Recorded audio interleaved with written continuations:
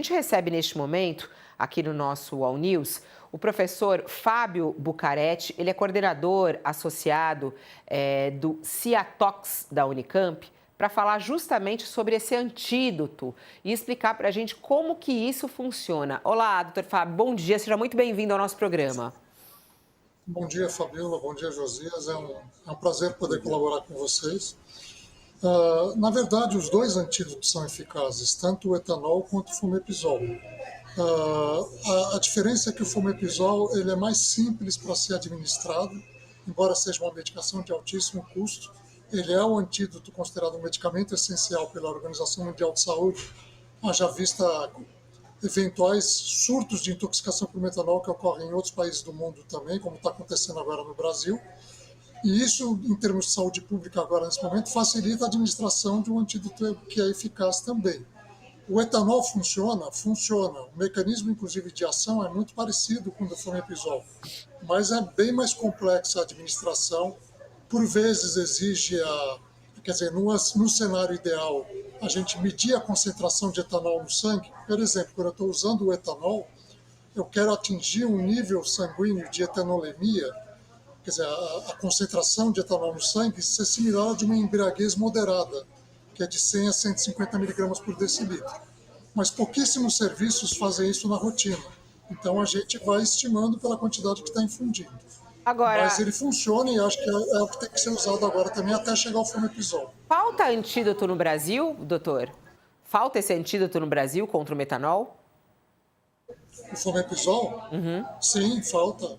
Ele já as associações, o Ministério da Saúde lançou, não sei se vocês lembram, em final de 2023 foi aditado a Lei Orgânica do SUS, uma política para os Centros Nacional de Informação Toxicológica, inclusive para financiamento das atividades dos centros, e uma política nacional de antídotos. E isso está caminhando, ainda não avançou, que é essa política, para inclusive a gente ter disponíveis todos os antídotos. Então, aproveitando esse momento, a gente tem que lembrar que esse ano no Brasil nós também estamos tendo um aumento de intoxicações por arsênio. E o arsênio está sendo comprado pela internet. E ele é extremamente tóxico. E nós não temos um antídoto para o arsênio, que é para uso via oral, mas não temos para uso intravenoso. Então, também acho que é uma outra demanda que o Ministério vai ter que olhar. E eu acho que, infelizmente, esse surto ele vai ter que instigar o Ministério a acelerar a política para os centros de informação toxicológica e também a política de antídotos, para a gente ter todos os Agora, antídotos, mesmo de altíssimo custo, no Brasil. agora, professor, quando o ministro da Saúde diz que o governo está acelerando, está adotando providências emergenciais para importar esse fumepizol, que é um dos antídotos contra a intoxicação por metanol, e fica a pergunta no ar, não é? O Brasil está preparado para lidar, a rede do SUS está preparada para lidar com esse surto aí de envenenamento por metanol? Há o outro antídoto, que é o próprio metanol, né? Mas nós estamos preparados ou é, alguém que se intoxique está sujeito a chegar num estabelecimento hospitalar e não ser atendido adequadamente? Eu acredito que isso vai. Eu estou aqui no estado de São Paulo. O estado de São Paulo, como vocês, ele é o foco principal atualmente, é o maior número de casos. A secretaria está hoje, acho que, encaminhando um lote grande de ampolas de etanol para 3 hospitais que foram referenciados, que é o HC de São Paulo, o HC da Unicamp e o HC de Ribeirão Preto. E, inclusive, aí, no caso, acho que as regionais vinculadas a esses hospitais, se for o caso, nós vamos levar também para eles esses sentidos. Mas se você me perguntar, grosso modo, no país inteiro, não. Acho que a gente está caminhando para isso. O que nós vamos precisar mapear é até onde nós vamos chegar.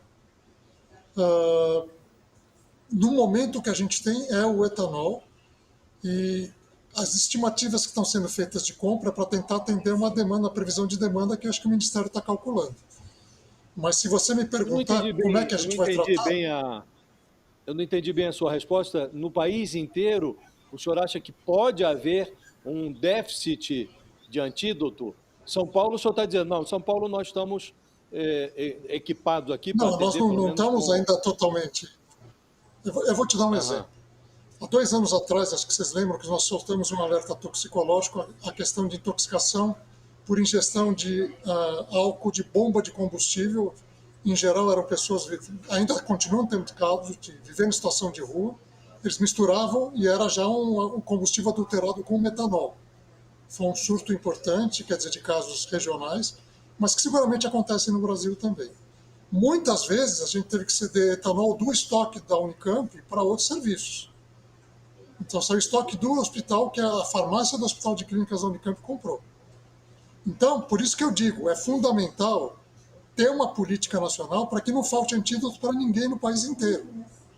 Por exemplo, o Reino Unido, ele tem uma política de antídotos que tem que estar disponíveis até 1 hora, mas vamos dizer, na sala de emergência, que podem esperar 6 horas, que podem esperar 12 horas para estar disponíveis. E isso quem tem que atender são todos os hospitais de urgência do Reino Unido. E eles têm que ter todos os antídotos disponíveis para emergência, quer dizer, aqueles até 1 hora, em todo o serviço de emergência. Então, são hospitais que têm serviço de emergência. Eu acho que esse é o caminho para a política nacional. Nós vamos ter que seguir um exemplo que é parecido com um deles. Então, se você me perguntar, tem todos os antídotos? Não temos todos. Então, corremos o risco, né? Doutor Fábio, o senhor também como médico, a gente vê aí a preocupação dos médicos, porque até agora a gente não tem clareza de como essa contaminação realmente aconteceu e como ela ainda está acontecendo, já que casos continuam a aparecer, casos suspeitos. O senhor como médico, inclusive, qual é a sua recomendação? O senhor acha seguro beber destilado no nosso país neste momento? Olha, a recomendação atual do Ministério foi para evitar o consumo de destilado. Tá? Então, eu acho que essa é uma recomendação que eu vi, acho que saiu. Inclusive, vários clubes em São Paulo parece que já proibiram a venda de destilado. Eu sei que isso é um problema sério, envolve uma cadeia comercial importante, mas a gente está num momento que. Qual que é a confiabilidade que a gente pode ter nesse momento? Então, essa acho que é um alerta importante. Agora, quanto aos médicos, está sendo montado vários materiais pelo Ministério da Saúde para orientar quando fizer suspeita diagnóstica e, inclusive, quando iniciar o tratamento, mesmo sem dosagem laboratorial, só pela suspeita clínica. E qual é o tratamento, doutor Fábio, quando um paciente chega com uma suspeita como essa? E aí não tem o antídoto, como o senhor falou, é algo difícil. Qual é o procedimento? Como é que deve ser o atendimento desse paciente? É só por uma análise clínica que entra nessa suspeita de que ele, de repente, tenha sido contaminado por metanol? E aí, a partir daí, como é que ele deve ser tratado, esse paciente? A gente tem que encarar que nós estamos vivendo um surto. Quando você está vivendo um surto, você tem que definir o que é caso suspeito que já foi definido. Então, um caso suspeito, digamos, tem histórico recente de ingestão de bebida alcoólica, ou seja, nas últimas 48 horas, fez uma ingestão de uma bebida alcoólica. Os sintomas podem aparecer até mais precocemente, em torno de 6 horas depois, mas podem aparecer entre 24 e 48 horas também. Então, se ele tiver sintomas sugestivos, quer dizer, que parecem muito com sintomas relacionados no início com uma embriaguez, que o metanol também causa, mas ele depois pode ter uma dor de cabeça muito forte, mas o que chama mais atenção na evolução são alterações visuais. Então, ele às vezes tem fotofobia, ou está com manchas na visão, está a visão turva, ou às vezes até perda da visão, que já é um sintoma muito grave. Tem alterações no sangue, na gasometria, quer dizer, tem um pH no sangue que está menor que 7,3. Com esses sinais e sintomas, com alterações gasométricas e outras alterações, você já está iniciado a iniciar o tratamento empiricamente até a confirmação. E, dependendo da gravidade, esse paciente tem que estar numa UTI para receber um outro tratamento que a gente chama de terapia de substituição renal, que é a hemodiálise. Então, tem que estar em serviços especializados. Nós estamos com um caso agora sendo seguido em outra cidade, é anônimo, não posso revelar, talvez seja até de uma pessoa vivendo em situação de rua que tem ingerido álcool combustível, mas ele tem sinais e sintomas que a gente já iniciou a indicação antes de ter o resultado do laboratório. E o resultado do laboratório já confirmou a intoxicação por metanol, que a amostra já chegou, mas ele iniciou o tratamento antes da gente confirmar a intoxicação por metanol. E ele está entre esses casos suspeitos, doutor Fábio? Isso é muito interessante que o senhor está falando. Não, o senhor falou que é anônimo. Entrando como confirmado. Esse já entrou como confirmado. Porque a gente faz, o laboratório da Unicamp dosa o metanol e dosa o ácido fórmico. Acho que é o único laboratório de centro nesse momento que está fazendo isso, de rotina 24 horas por dia. Mas para a gente fazer isso, a gente tem que estar abrindo o caso e seguir o caso. A gente não faz só análise quando pedem análise. A gente tem que ter o caso para ser seguido pelo CIATOX em conjunto com o Serviço de Saúde. Quantos casos vocês estão analisando aí no seu centro? Pediram para essas informações serem todas direcionadas para a Secretaria de Estado da Saúde para não haver duplicação de informações. Mas tem casos suspeitos que estão consultando, mas acho que isso aí vai ser emitido o boletim à tarde. Eu só estou adiantando esse caso agora porque, em relação à reportagem, mostrando que é mais um caso confirmado. Não dá para dizer que esse foi de bebida destilada, mas é outra fonte importante. Em relação a esses casos de combustível adulterado, esse ano é o terceiro caso e já tivemos uma morte por combustível adulterado esse ano. E aí, Doutor Fábio, não, não, é que ele falou sobre a pessoa contaminada pelo combustível. Como é que isso contamina a pessoa? Por exemplo, o combustível adulterado, a pessoa acaba tendo contato com esse metanol e também é contaminada. Como é que funciona isso? São pessoas vivendo em abstinência alcoólica, que não têm dinheiro, muitas vezes. Elas vão, e isso é proibido, ela acaba indo a um posto de combustível, compra o combustível, o etanol anidro, achando que tem 90 e poucos por cento de etanol, mas ele está contaminado com metanol. Ele mistura com água, com suco, alguma outra coisa, e ingere achando que está ingerindo álcool etílico. Então, esse é o perfil desses pacientes.